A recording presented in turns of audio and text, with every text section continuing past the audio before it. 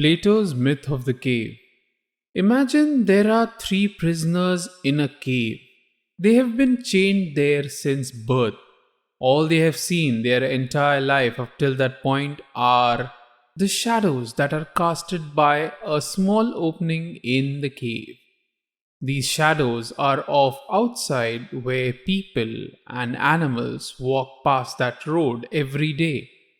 For these three beings, their reality is the cave and the shadows on the wall, nothing else. Then, one day, one of the prisoners gets out of the chains and escapes the cave. Outside, he sees the world for what it really is. These shadows are actual three dimensional people living a wholesome life. Excited, he returns to the other two prisoners to tell them about the reality that he discovered. Unfortunately, they are not willing to listen to him. By this age, they have accepted their reality to be the cave and the shadows on the wall that move. So, despite this prisoner wanting his friends to follow him outside, they decide to stay. This was a thought experiment that is meant to speak of one significant point. What is the nature of our reality? We think that which we witness around us, the world that we see and experience, is all there is to experience. That is the real most possibility. But it is possible we might be like the prisoners in a cave.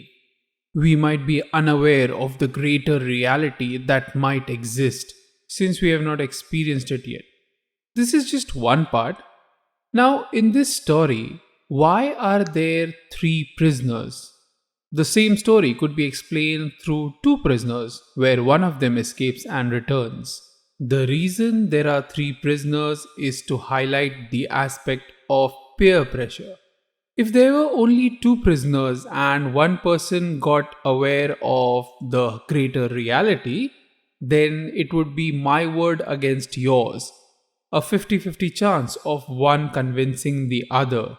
But because reality is subjective, and there are two prisoners who believe that the shadows on the wall is all there is to reality, the third person, even though he is right, he is proven wrong.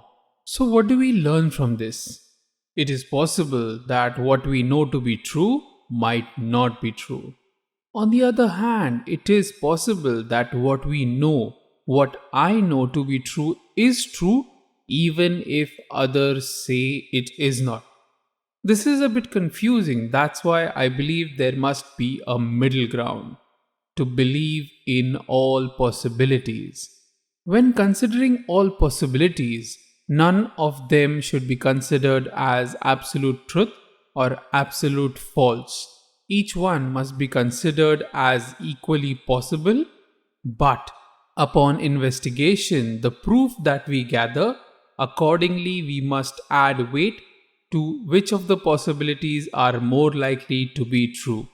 So, when it comes to the truth of nature of reality, truth is not absolute. Subscribe.